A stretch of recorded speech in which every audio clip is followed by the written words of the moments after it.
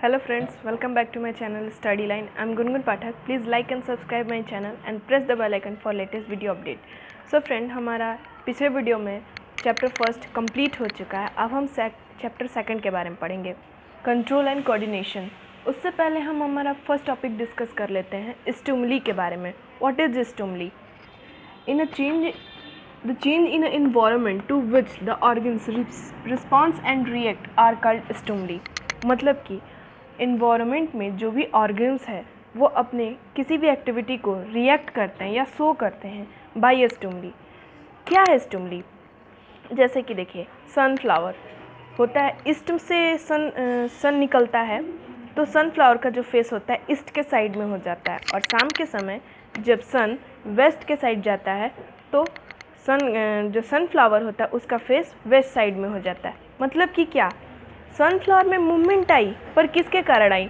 Due to सन के वजह से, सनलाइट की वजह से. मतलब कि अगर किसी भी ऑर्गन्स के अंदर मोशन होता है, मूवमेंट होती है, वो मूवमेंट किस कारण होती है? वही होता है स्टिमुली. जो जैसे कि सनफ्लावर में सनलाइट की वजह से मूवमेंट हुई, उसी हम कहते हैं स्टिमुली. स्टिमुली का फुल्ली मीनिंग यही है कि अगर कोई बॉडी या अगर कोई ऑर्गन्स मूवमेंट करता है ड्यू टू एनी स्टिमुली के वजह से, उसे ही हम स्टिमुली कहते हैं. हमारा सेकंड जो टॉपिक है coordination. What is a coordination? The working together of various organs of an organs in a system manner so as to produce a proper response to the stimuli is called coordination. Coordination भी stimuli पे ही depend होता है. जैसे कि अगर कोई body movement कर रही है, उसके वेरियस ऑर्गन्स जो होते हैं उसे मूवमेंट में हेल्प देते हैं, और वो मूवमेंट किस वजह से होता है? Due to the stimuli. उसे ही उस मूवमेंट को, अगर वो स्टिमुली के थ्रू वो मूवमेंट होता है, वेरियस ऑर्गन्स वर्किंग टुगेदर, उसे ही हम कोऑर्डिनेशन कहते हैं. इतना हमने पढ़ा. अब हमारा जो इम्पोर्टेंट फर्स्ट टॉपिक है control coordination in a plant. हम पढ़ेंगे कि प्लांट में कोऑर्डिनेशन कैसे होता है. जैसे देखिए, पहली बात कि प्लांट के अंदर कोई भी नर्वस सिस्टम नहीं होते हैं, तो आखिर इनमें कोऑर्डिनेशन कैसे होगा? इनमें जो कोऑर्डिनेशन होती है प्लांट के हार्मोन्स की वजह से होती है, और वो जो प्लांट के हार्मोन्स होते हैं उनका जो दूसरा नाम भी होता है फाइटो हार्मोन्स होते हैं. ये बात क्लियर है कि जो एनिमल में कोऑर्डिनेशन होते हैं और जो प्लांट में कोऑर्डिनेशन होते हैं, एनिमल का जो कोऑर्डिनेशन होता है वो बहुत ही फास्ट होता है क्योंकि उनमें नर्वस सिस्टम प्रेजेंट होता है, और जो प्लांट होते हैं उनमें जो कोऑर्डिनेशन होती है बहुत ही स्लोली होती है क्योंकि उनमें नर्वस सिस्टम प्रेजेंट नहीं होता है, और उनकी जो कोऑर्डिनेशन होती है उनके प्लांट हार्मोन्स की वजह से होती है. तो इनमें जो कोऑर्डिनेशन होती है वो बहुत ही स्लोली होती है. यह जो इनकी कोऑर्डिनेशन शो कैसे होती है? छोटा प्लांट अगर ग्रो धीरे धीरे ही करता है, वही इनकी कोऑर्डिनेशन को शो करता है. इस ग्रोथ को प्लांट हार्मोन्स ग्रोथ में हेल्प करता है. तो इसी ग्रोथ को हमने 3 स्टेज में डिवाइड किया है. वो 3 स्टेज क्या क्या हैं? फर्स्ट है सेल डिवीज़न, सेकंड है सेल इनलार्जमेंट, और तीसरा है सेल डिफरेंसेस. और यह जो होते हैं, ये जो सेल डिवीज़न हमने 3 स्टेज में किया है, इसको, ये जो plant hormones helpful for growth of a plant, और ये ग्रोथ को हमने 4 टाइप में डिवाइड किया, 4 मेजर टाइप्स में डिवाइड किया. पहला है ऑक्सिन, दूसरा है ग्लिबरिन्स, और तीसरा है साइटोकिन्स, और फोर्थ है अबासिका एसिड. ये जितने भी हैं ये सभी हेल्पफुल प्लांट के ग्रोथ में आते हैं. अब हम इसके आगे अब हम इसमें पढ़ेंगे, सभी को 1 बाय 1 इसके बारे में स्टडी करेंगे कि ये क्या है और ये प्लांट में हेल्पफुल क्या होता है. और सबसे पहली बात, यह जो मैंने 3 स्टेज में ग्रोथ को प्लांट के ग्रोथ को 3 स्टेज में डिवाइड किया गया है, cell division, cell enlargement, cell differences. तो ये हेल्पफुल किस लिए होते हैं?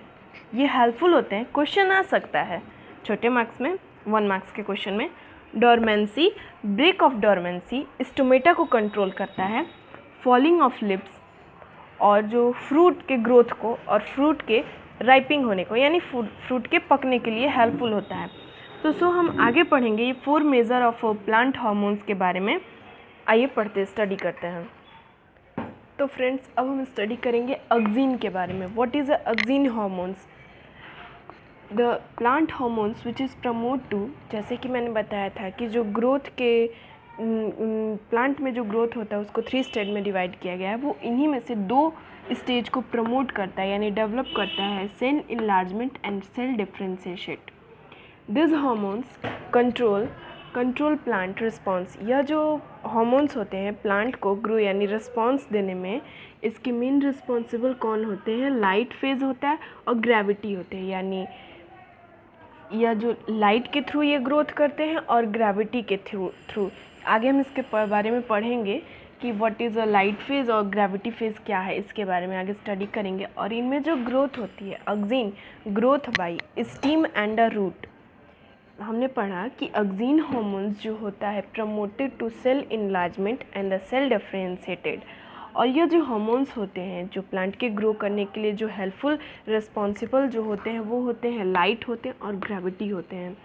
और ये जो ग्रोथ होता है वो बाई ऑक्सीन में ही होता है, पर किसके through? By a stem and a root के थ्रू। और जो सिंथेटिक ऑक्सीन होते हैं वो यूज़ किए जाते हैं यानी अप्लाई किए जाते हैं for agriculture and the horti agriculture. अब हम सेकंड पढ़ेंगे जिब्रेलिनस क्या होता है। यह भी एक हार्मोन्स है, प्लांट हार्मोन्स है। यह भी उन 3 ग्रोथ स्टेज के बारे में जिसमें हमने पढ़ा था, उसमें से ये भी कुछ ग्रोथ स्टेज को प्रमोट करता है, जैसे कि ये भी सेल इनलार्जमेंट को ही करता है और cell differentiated in a presence of auxin. यह प्रमोट तभी करेगा जब एक्सिन प्रेजेंट होता है, in a presence of a auxin. It is helpful in a break of dormancy. यह प्लांट हार्मोन्स होता है क्या किस में हेल्पफुल होता है? तो ब्रेकिंग ऑफ अ डोरमेंसी में, और सीड्स एंड बर्ड्स, जो कि सीड्स जो निकलते हैं और जो हमारे बर्ड्स निकलते हैं उनमें यह उनको निकलने में और फ्रूट को ग्रोथ करने में यह हेल्पफुल होता है, ये उसको प्रमोट करता है। तीसरा है हमारा साइटोकिन्स। साइटोकिन्स प्लांट हार्मोन्स क्या है? यह जो होता है वो प्रमोट करता है सेल डिवीज़न। यह ना ही सेल इनलार्जमेंट को और ना ही सेल इंडिफरेंशिएटेड को, यह सिर्फ प्रमोट करता है सेल डिवीज़न को। यह क्या हेल्पफुल करता है प्लांट हार्मोन्स के ग्रोथ में? तो यह हेल्पफुल होता है ब्रेकिंग ऑफ अ डोरमेंसी। ये भी वही काम करता है सीड्स एंड बर्ड्स में। और it is promote to opening of stomata. यह जो प्रमोट करते हैं यानी प्रमोटेड करता है ओपनिंग ऑफ स्टोमेटा। ये बहुत ही इंपॉर्टेंट है, आप इसे ज़रूर लर्न कर लेना, एग्जाम में क्वेश्चन आ सकते हैं। एंड फोर्थ है हमारा एबासिका एसिड। यह क्या होता है? यह भी प्रमोट करता है, साइटोकिन्स हार्मोन्स प्रमोट करता है opening of stomata, but abscisic acid is promoted to closing of stomata. इन दोनों में डिफरेंट है, क्वेश्चन बन सकता है इसका। And the promotes wheeling and falling of a lips. यह पत्तियों को गिरने में हेल्प करता है यानी प्रमोटेड करता है, विच इज़ कॉल्ड अ एबासिसंस।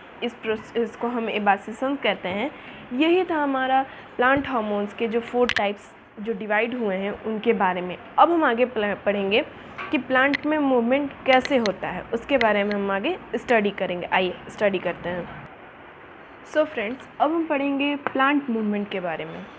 जो plant movement made in a response to the external stimuli fall into main 2 categories. मतलब कि जो ये प्लांट मूवमेंट होता है, जो ये मेड होता है कुछ एक्सटर्नल स्टिमुली की वजह से होता है, जिन्हें हम मेनली 2 कैटेगरीज में डिवाइड किए हैं। पहला है हमारा ट्रॉपिज्म मूवमेंट और दूसरा है नेस्टिक मूवमेंट। देखिए, यह जो ट्रॉपिज्म मूवमेंट होता है बाय ए डायरेक्शन, यह इसकी सबसे बड़ी खासियत कह सकते हैं है ये डायरेक्शनल से हम इसे पहचान सकते हैं कि ट्रॉपिज्म मूवमेंट है। अगर कोई भी प्लांट अगर ड्यू टू द डायरेक्शन के थ्रू यानी वो स्टिमुली से ही ग्रोथ कर रहा है तो उसे हम पॉजिटिव ट्रॉपिज्म कहेंगे। अगर वो स्टिमुली के अगेंस्ट है तो उसे निगेटिव ट्रॉपिज्म कहेंगे। ठीक है। और सेकंड है हमारा पार्ट इसका नेस्टिक मूवमेंट। तो अभी हम पढ़ेंगे ट्रॉपिज्म मूवमेंट के कुछ इसके बारे में भी स्टडी करेंगे। टाइप्स ऑफ ट्रॉपिज्म मूवमेंट क्या है?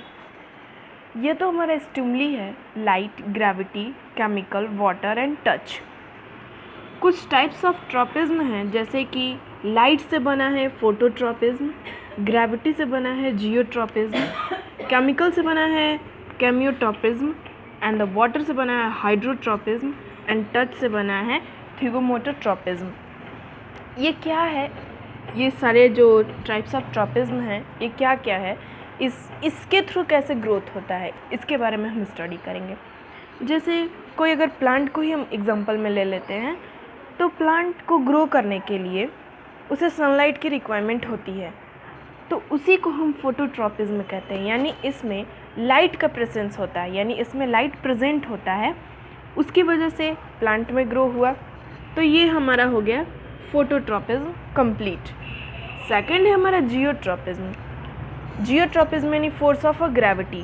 प्लांट के अंदर रूट्स होते हैं, वो अपनी तरफ उसे अट्रैक्ट करते हैं और उसे ग्रो करने में हेल्प करते हैं, वो हो गया हमारा जियोट्रॉपिज्म।